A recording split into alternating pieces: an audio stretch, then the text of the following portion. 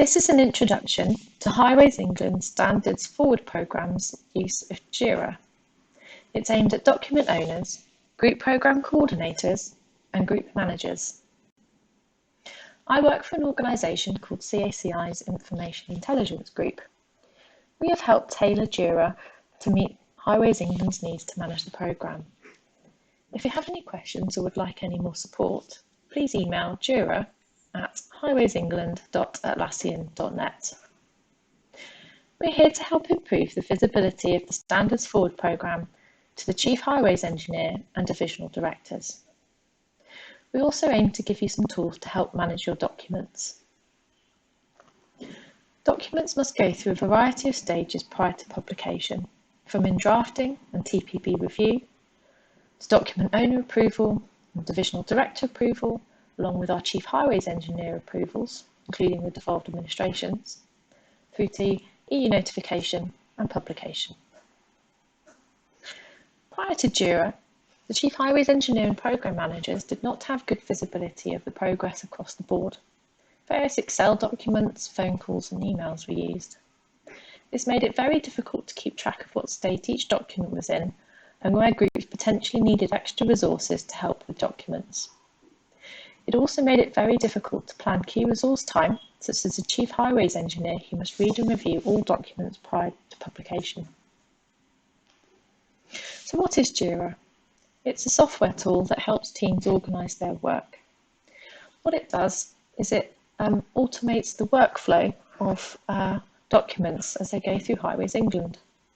It's a powerful commercially available tool that's used by a variety of different organisations that's been customised to meet the Standards Forward programme's needs.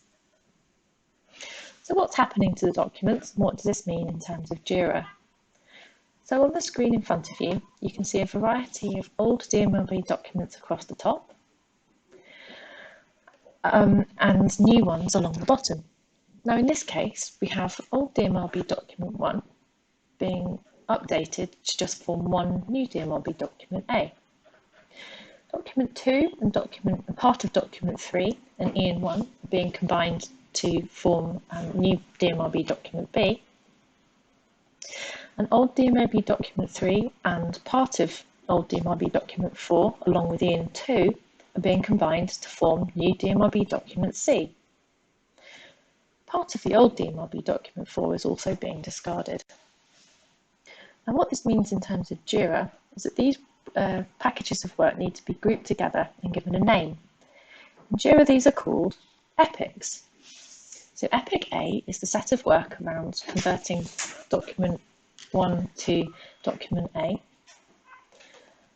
Epic B is document 2, document 3 along with EN1 formed into the new document B. And epic C is the combination of part of document 3, part of document 4 and EN2 into the new DMRB document C. Documents must go through a variety of approval stages prior to publication. So your epic begins life at the top left of your screen as a business need. What this diagram shows you is the status workflow that an epic needs to go through in JIRA in order to be published. There are quite a lot of stages and I'll try and talk it through with you now. So to progress beyond the first stage, a QML1 submission needs to be made. You'll see on my screen that there are a variety of stars on the page. These relate to the key dates that are tracked and managed within JIRA. So the very first one is the QML1 submission. Once this is made, it goes to the TAG team and the status is moved into in-QML1 approval. When TAG approve the QML1, the status then moves on to in-SFP backlog. It's reallocated back to you in JIRA. The document's then in mobilisation. When you're ready to start drafting, you will need to click on the Start Drafting button. Now this is an important milestone in JIRA, just because it helps other teams around you to plan their time. For example, the TAG Content Specialist team are interested in when you start drafting, so that they can ensure that they've got enough resource to help you at the right point in time. So the more notice that you give them, the more likely it is that they'll be able to give you the right level of support.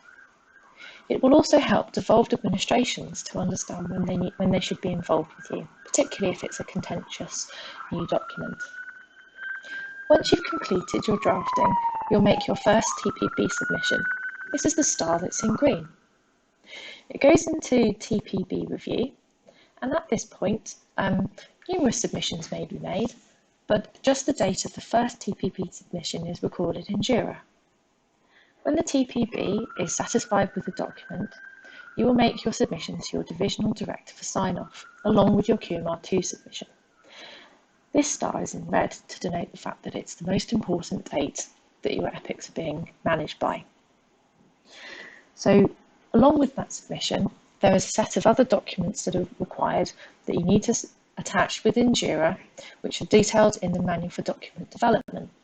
This will include a copy of your document itself, the background commentary, the change log, and a qualities impact assessment if required, and a health and safety report if needed as well. Once your Divisional Director has signed this off, it then goes into QMR2 approval. When in QMR2 approval, the commercial team and TAG will sign the document off. At this point, you will then need to organise a meeting with the Chief Highways Engineer to present what you've done with the documents. You can do this through the TAG team. When the Chief Highways Engineer is satisfied, the TAG team will notify the devolved administration so that they can sign the document off too. It's recommended that you get them involved prior to this though, ideally when you're drafting your document to make sure that they're brought in. When all of these approvals are complete, then the status is updated by the document owner to approval complete. Now a decision is then made as to whether EU notification is required. If it is required, then the TAG team will manage this process. The status will go through awaiting EU notification, in EU standstill, and addressing EU comments. When this is complete, or if it is not required, the document will go into publishing by the TAG team. There's then an in-publishing phase and a publishing review, followed by published. JIRA is coordinating in many different roles and responsibilities in order to successfully achieve this process, and different people need to sign off at different times. This includes the document owners, who are responsible for the most part for progressing their documents up until Divisional Director approval, the SFP Programme Managers, who are keeping track of the overall progress. Document authors are less involved in JIRA, they tend to contribute through their document owners. The content specialists, who are notified as to what's happened and when they need to start work on a document through JIRA. Commercial, who will be involved in TPBs and also signing off documents. TPB chairs, who will need to confirm that they're happy with the document. Group managers and group programme coordinators, who will manage the progress of a variety of different epics in their sphere of control. Divisional directors, who are responsible for ensuring that the progress of the programme is maintained and for signing off individual documents. The TAG Programme Office coordinates a lot of this activity. The Chief Highways Engineer must also sign off the documents and is responsible ultimately for the success of the programme. The devolved administrations, who have a view in signing documents off. We then have the EU, who must be notified and any comments addressed, followed by our publishers. Just to reiterate, if you've got any other questions, ideas or support requests for JIRA, please go to jira@highwaysengland.atlassian.net. There are other videos available on YouTube that describe how to find all of the epics and documents that relate to you, how to update them, and how to make change requests.